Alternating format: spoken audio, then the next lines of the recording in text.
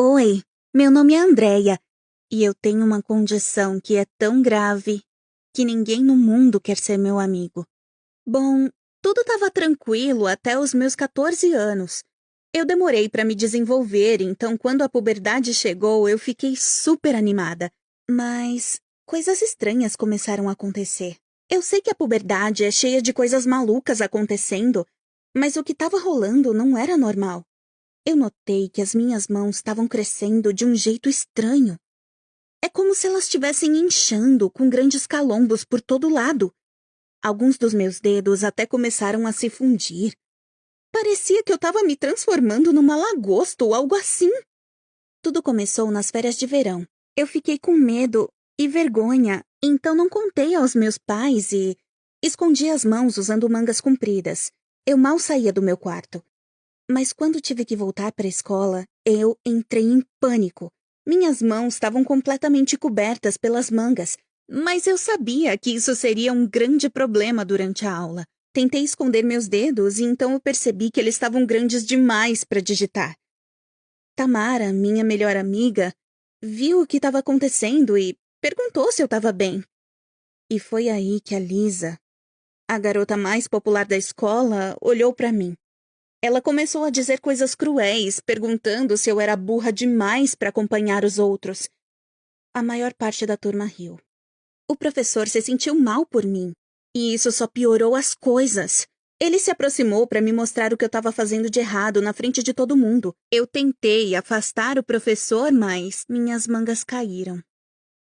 Quando deu para ver minhas mãos, meu professor engasgou e aí ele tropeçou para trás.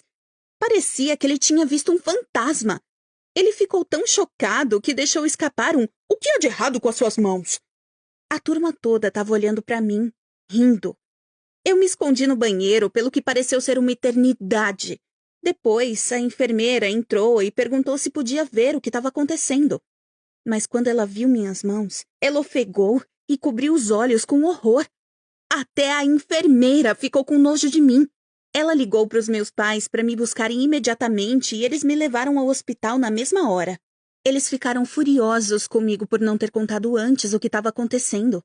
Os médicos no hospital ficaram confusos. Eles me conectaram a um monte de fios e me colocaram em uma sala de observação para que pudessem tentar entender o que eu tinha. Quando me viu chorando, o médico principal me garantiu que tudo ficaria bem. Mais tarde, naquela noite, eu ouvi ele falando no corredor. E ouvi a verdade. Ele estava dizendo a um outro médico que eu era o caso mais perturbador que ele já tinha visto. Ele temia que a doença se espalhasse por todo o meu corpo e que eu não seria capaz de fazer amigos pelo resto da vida. Eu senti meu coração afundar enquanto lágrimas corriam pelo meu rosto. Ele estava certo. Vi como a turma, meu professor e até a enfermeira reagiram. Quem gostaria de ser amigo de alguém tão estranho? No dia seguinte, a Tamara veio me visitar. Por um minuto, eu me senti muito mais confiante. Ela disse que estava feliz que eu estava bem. Naquela noite, eu estava me sentindo melhor do que nos últimos dias. No final das contas, eu sabia que sempre teria a Tamara. Mas logo depois que eu dormi, acordei com meu telefone tocando. Virei para ver o que estava acontecendo e o que eu vi fez meu estômago revirar. As pessoas estavam compartilhando fotos minhas na cama do hospital com as mãos expostas. Tinha até um vídeo meu dizendo que eu não conseguia nem ir ao banheiro sozinha com as mãos desse jeito. Aí eu percebi que a Tamara tinha gravado toda a nossa conversa daquela noite. Eu fiquei devastada. Foi ainda pior quando ela postou fotos naquela noite com a Lisa em uma festa do pijama. Ela já tinha me trocado só para poder ser popular. Eu fiquei muito magoada. Os médicos finalmente me deram alta, o que foi um alívio, mas eles ainda não sabiam o que eu tinha. Eles me disseram que parecia que eu tinha uma condição genética super rara que estava causando tudo isso. Quando voltei para casa, chorei e implorei para minha mãe para ter aulas em casa. Ela se recusou porque achava que seria bom para mim voltar para a escola e fazer amigos. Eu disse a ela que, desse jeito, eu não faria amigo nenhum, mas ela não quis me ouvir. Eu fui para a escola por apenas um dia.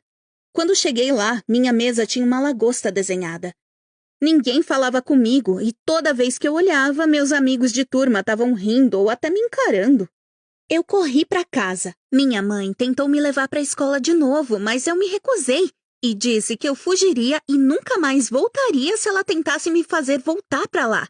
Comecei a estudar em casa, e foi aí que eu comecei com os videogames. Foi muito difícil jogar com essas mãos gigantescas e meus dedos inchados, mas minha mãe modificou um controle para eu poder usar. Aquela se tornou minha única fuga. Tinha um jogo de RPG de fantasia que era o meu favorito de todos. Pelo headset, eu comecei a conversar com uma garota chamada Becca e a jogar com ela durante horas, todos os dias. Naquela hora, eu senti uma parte de mim completa. Nós concordávamos em tudo e podíamos conversar por horas. Eu tinha uma amiga! Mas sempre que eu pensava nisso, eu me sentia mal. Se a Becca soubesse como eu era de verdade, não teria como ela querer ser minha amiga. Eu nunca mais teria um amigo de verdade, exatamente como o médico tinha dito. Por enquanto, eu só tinha que ter certeza de que a Becca nunca veria como eu era. Minha vida se transformou em consultas médicas e jogar esse jogo com a Becca.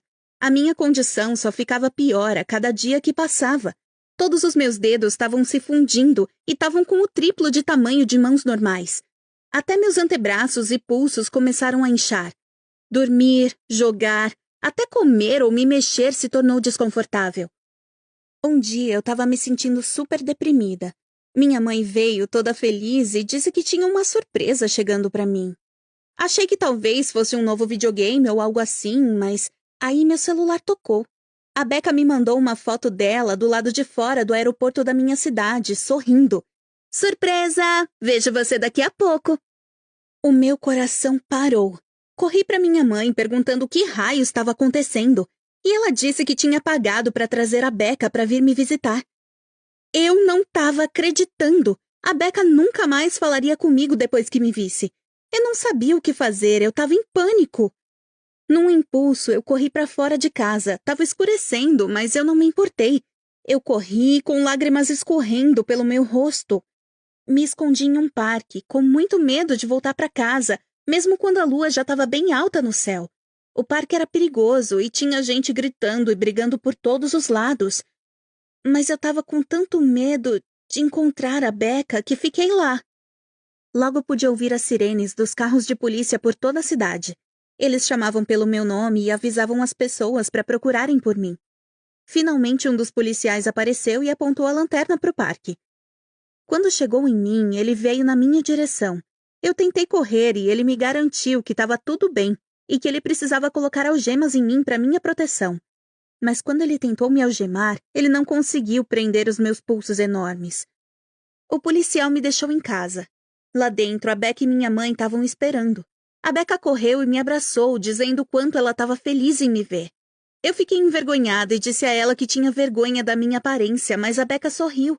E disse para mim que não tinha ideia do que eu estava falando e ela garantiu que não se importava com a minha aparência. Só se importava com eu ser a pessoa mais legal e engraçada que ela já tinha conhecido na vida. Aquela semana foi a melhor de todas. A Becca e eu jogamos videogame e saímos para jantar. Parecia que eu tinha uma melhor amiga de verdade pela primeira vez. Percebi que não precisava de amigos que julgariam minha aparência. Existem muitas pessoas boas por aí, que sabem que a personalidade é a coisa mais importante. E eu tô muito feliz por ter encontrado uma. Por ter passado por isso, aprendi que tenho uma síndrome rara de crescimento excessivo causada por uma mutação genética. Ainda não existe uma pesquisa ou uma cura, então eu me ofereço para ajudar as pessoas a passar pelo que eu passei. Conhecer a Becca me permitiu entender a diferença que alguém pode fazer. E eu estou feliz em ser essa pessoa para alguém que precisa.